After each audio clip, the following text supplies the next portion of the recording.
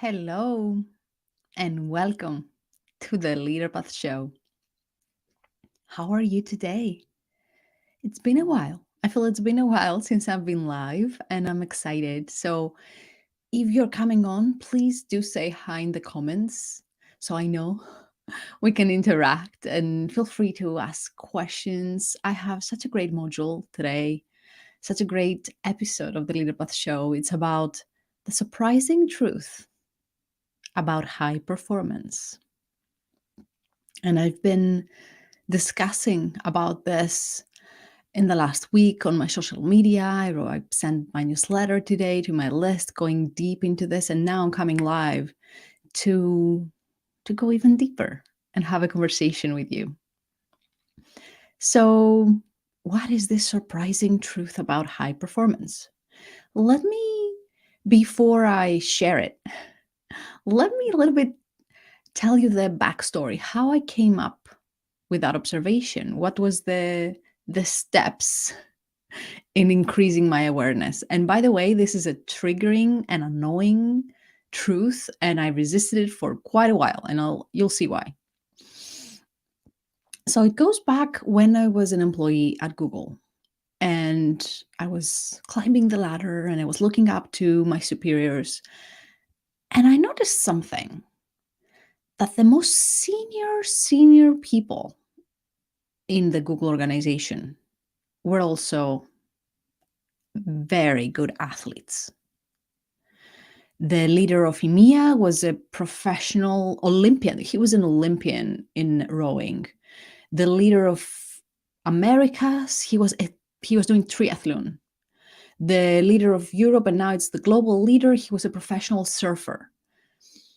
And I noticed this, and it was quite frustrating because I was never into sports and never unhealthy, but never into fitness, right? And I found that quite annoying. I was like, well, what is that about? And I kind of tried to give it an explanation, something about competitiveness or overdrive, giving it like a not flattering explanation. Why did these leaders who were at the pinnacle of their careers, leading one of the most successful organizations in the world, like Google, were also great in sports? I thought that's annoying. But of course, I resisted the idea. Oh, I need to look after my fitness as well. I was so focused on career. And then I became an executive coach and I started coaching high performers. And then there will be these annoying incidents as well. I will be coaching a very senior person, a very successful, either founder or a very senior person in a global organization. They will come to the coaching session when they used to be in person. And they'll say, yeah, I woke up this morning and I ran 15 kilometers and I came to our session. And I will be a little bit annoyed. This person is like 20 years older than me, and they woke up and they um, did all this exercise and they're so fit, they're fitter than me, and so successful. And the same pattern with founders. They would say, I was in the gym, and you will see, I started seeing the most successful of my clients were also very looking after their body and their health. But it was something else as well that I noticed. When they were talking about their partner, their life partner, it was in a such special way. This was not social media, them showing off the relationship. I was their coach. They were sharing with me their most intimate uh, worries, thoughts, concerns about their career. But you can never talk about career without mentioning your other half. Like when you make career decisions, there'll be mentions of the other half. And I noticed this, the most successful of my clients, they would speak in such a beautiful way about their partner. It was heartwarming, really. But again, I left it at there. Like I saw this inspiration. I still hadn't connected the dots until this year. two things happened. First, I started reading a lot of books about creating abundance. This was something I was working on, and I wanted to bring it to my clients. And almost all of these books said, start with decluttering your home. I'm like, okay. And this was an area I love decluttering, but I was never an order neatness freak, right? Okay, I started decluttering. I really decluttered my office. It's beautiful. And then the second thing I did this year, I hired a health coach, which I had in my mind to do for a while to help me. And again, a health coach that is very holistic. It's not just fitness. It's not just nutrition. It's fitness, nutrition, sleep, stress management, supplementation, all of those things with breath work, movement, because our body is a system as well. Everything is connected. You cannot really focus just on one area.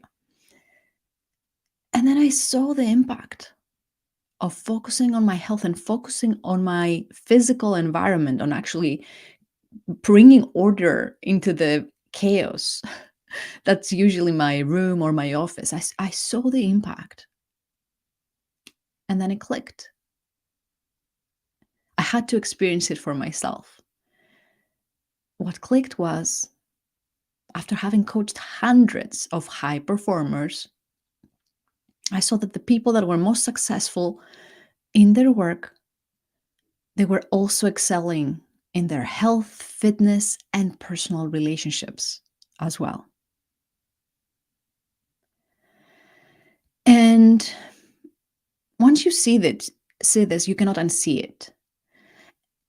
And I shared it I was in a founder coaches conference on Monday, and I said to my other fellow coaches, have you also noticed it? Like, they were coaching founders, and they said, yes, that's what we've noticed as well, that everything is connected, that our life is a system. And of course, I shared it on Sunday on LinkedIn, and I knew this would trigger people. I resisted this for a long time because how dare us think that, right? Someone who is not successful someone who really aims to be successful at work, but they are not really good at their personal relationships or in their health.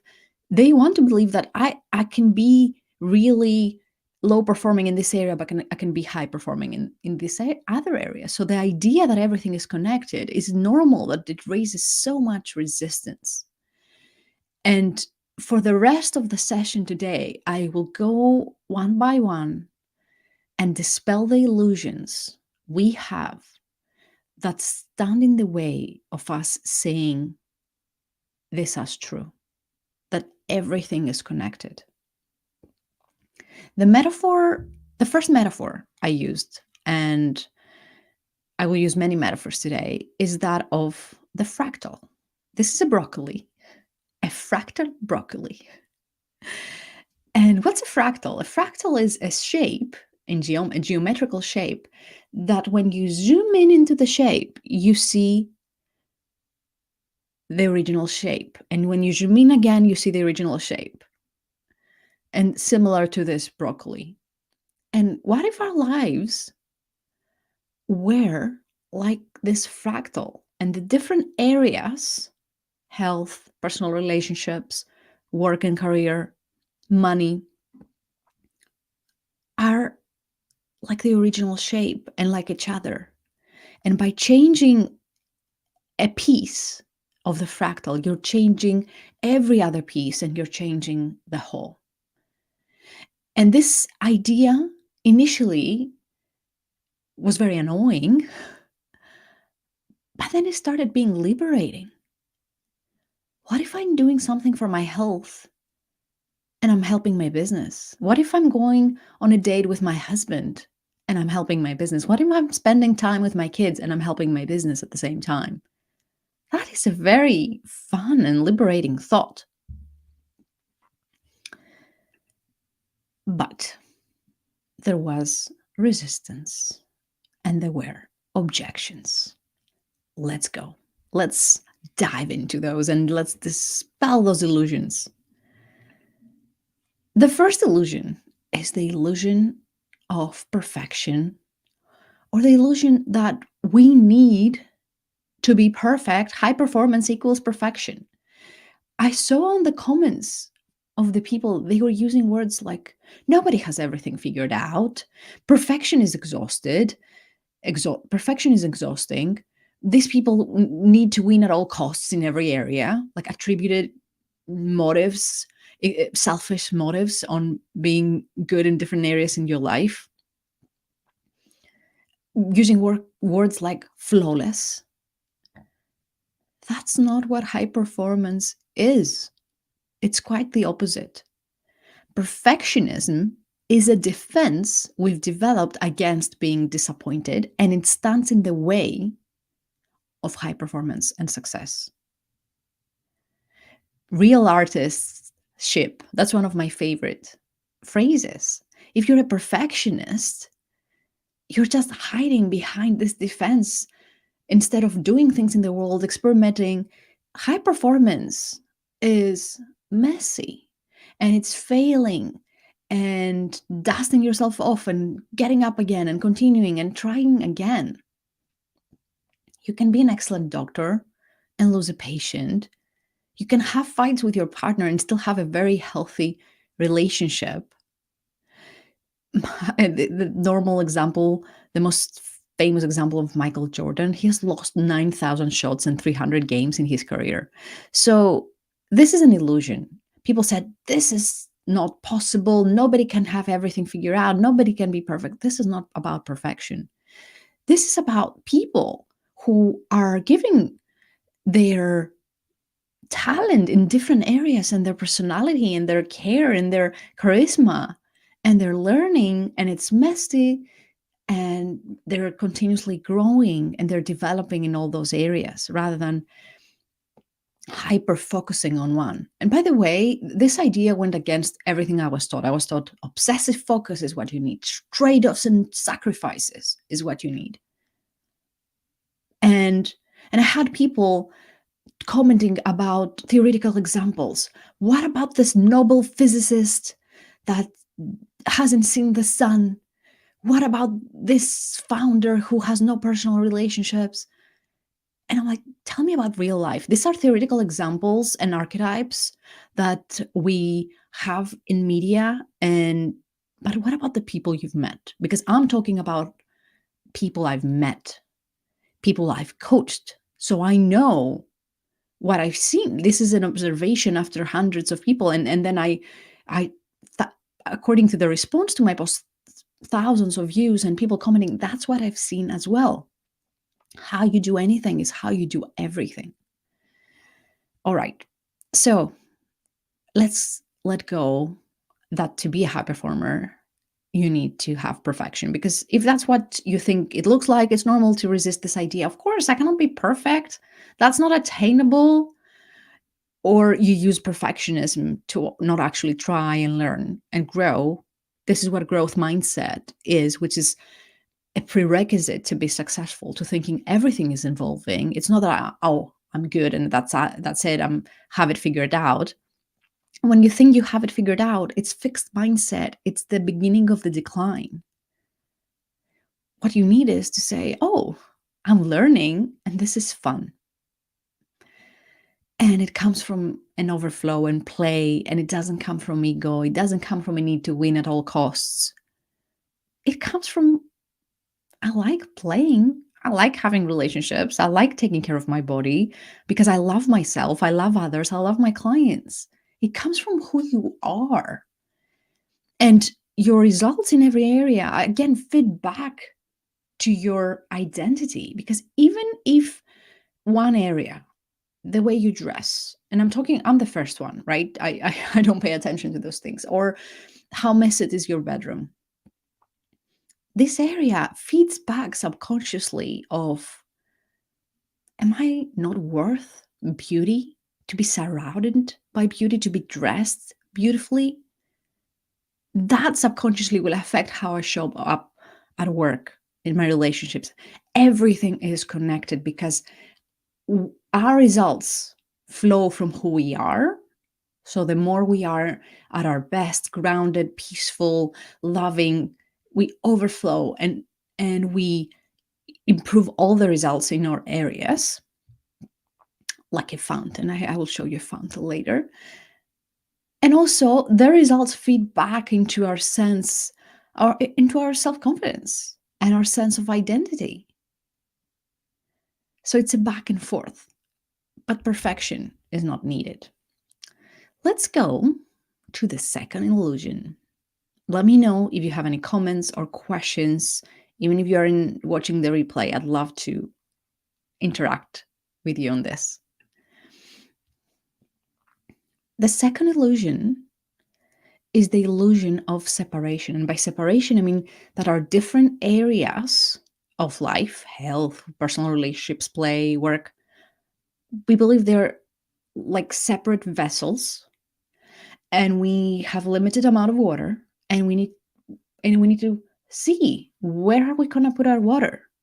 And by water, I mean our time and effort. That's what we think, right? I have all these vessels and I have this limited amount of water. How am I going to distribute it? And it's impossible. That's what people said. It's impossible to be good at it, at all the areas, because of this illusion. Those areas are separated like separate vessels, and I have limited water. But what if the different areas were not separate? And the different areas, what if they were communicating vessels? You pour water in one, and all of them rise. The level of liquid in all of them rises. And no one of those vessels can go higher than the rest. What if this were true? What if when you work on your health, your work improves? When you have fulfilling work, your relationships improve? What if all of those areas are communicating vessels? Then the whole idea that I have to distribute my water, which is my time and effort, across those vessels becomes irrelevant. But there's one more illusion here. One more illusion that stands in the way. The illusion of limited resources.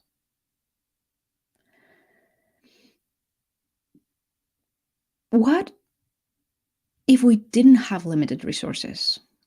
What if we had more water, in that example, in this metaphor, than we would ever need?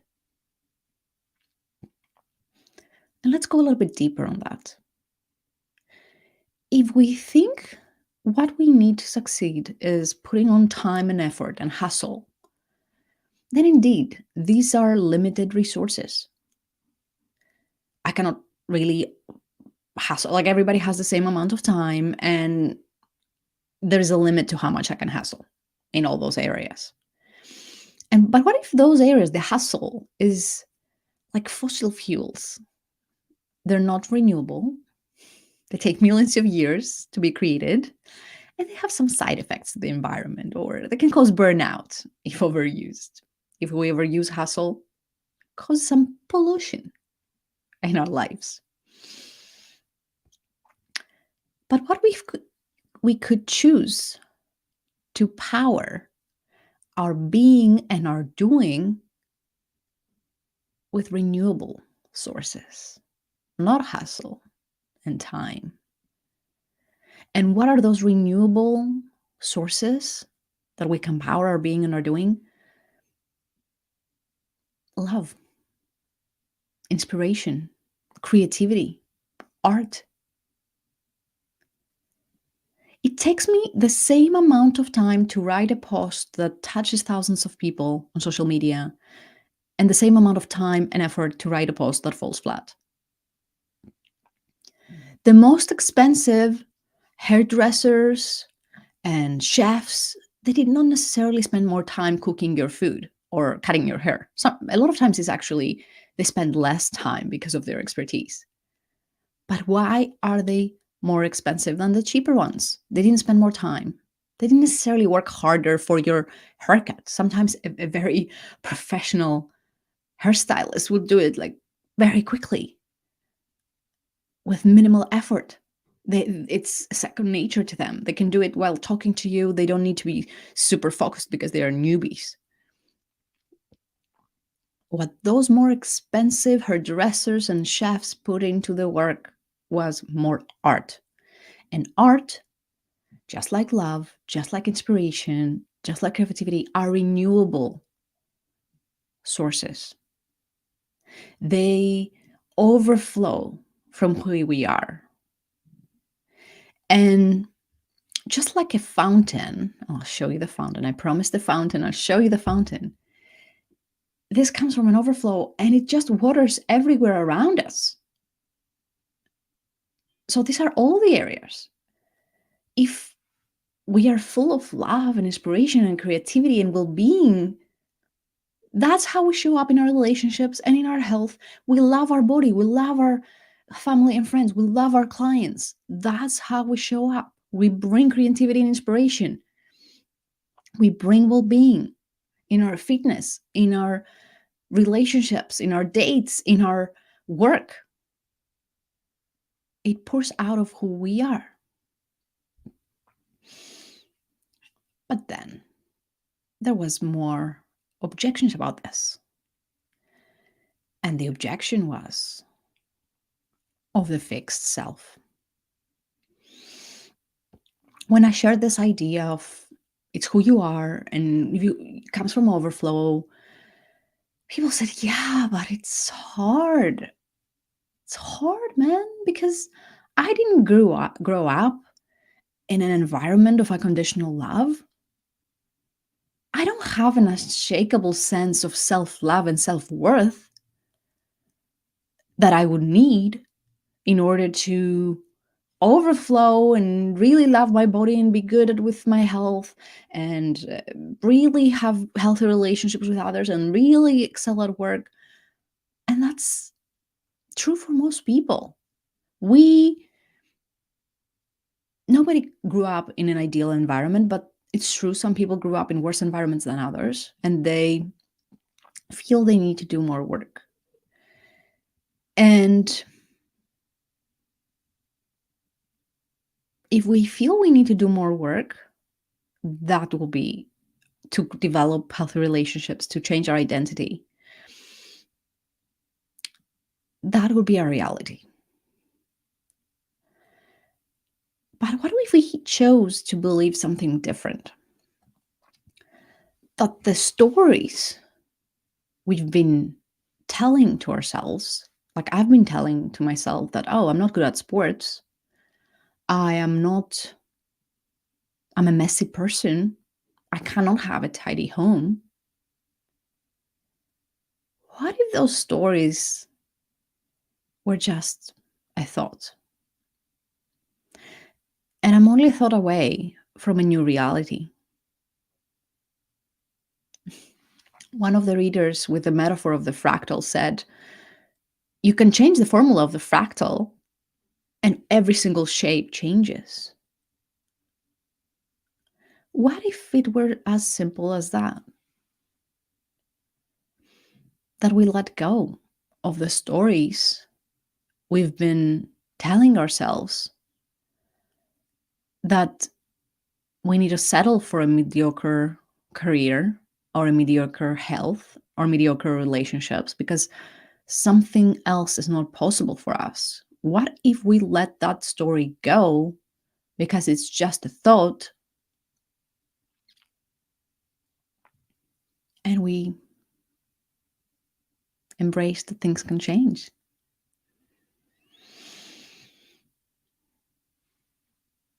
Right. Bringing this to a summary, we can be the light, giving you another metaphor that shines everywhere around in all areas of our lives, simply by who we are. I have a light here.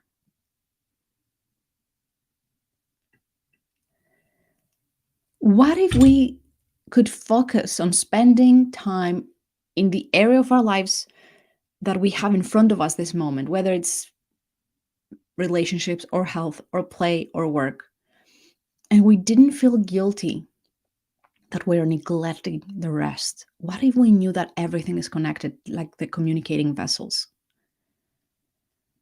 What if we knew that we're coming from a place of abundance and overflow, that we have renewable sources that feed into the excellence and the pleasure and the enjoyment? We don't do things because we need to prove something or because of ego or insecurities.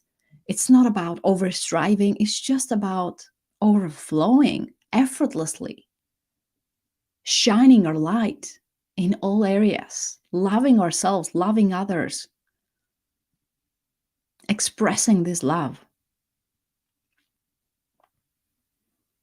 What if? Let me know what you think about what I shared. I know it's a lot. And for those of you who want to stay, I'd love to talk to you about a program I'm launching in March about thought leadership, which is pretty cool. So if you feel complete with the show, you can go now. And if you're interested in hearing more about Thought Leader, you can stay. So, Thought Leader, I just launched it today. Not even the sales page is ready, it's just the checkout ready. Very fresh out of the press, and it has an early bird price because of that. If you want to get into the early bird. And it's about making a difference with your writing. And we'll cover social media posts, articles, even a book. I'll share all my experience about writing an Amazon bestselling book for Penguin Business Expert Series in the program. For me, writing my ideas has been transformational. It's not just the opportunities, like the TEDx, the book contract, hundreds of thousands of dollars of business from my coaching company. It was more touching people, getting those emails that I left a job because I read an article you wrote.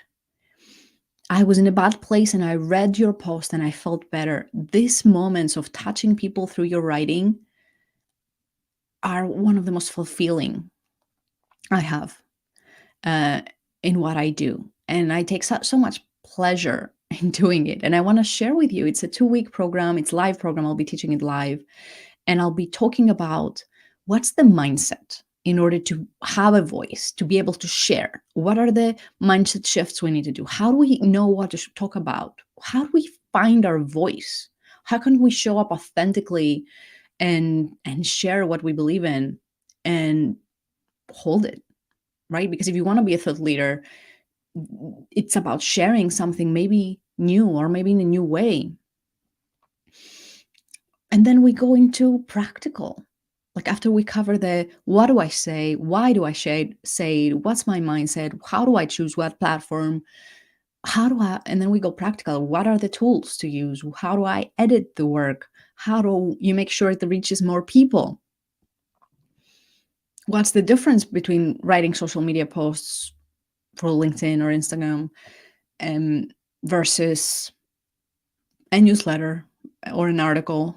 My writing has been published on Forbes, HuffPost, Fast Company, Thrive Global.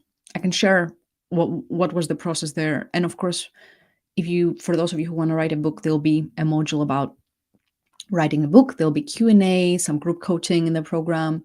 This was a program that I developed it because there was demand. Someone reached out and said, "Can you please put this program together? I want to buy from you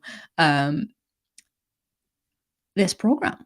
What have you learned?" I've been writing since 2016, and it has created so much beautiful things in my life and so much fulfillment. And I want to share it in this program. So if that feels like fun, you can find the link for Thought Leader on the featured section on my LinkedIn, or you can DM me on LinkedIn or Instagram. Happy to send you the link. And with that, it was a pleasure. I'll see you one of those Thursdays with a new episode of the LeaderPath Show. Take care.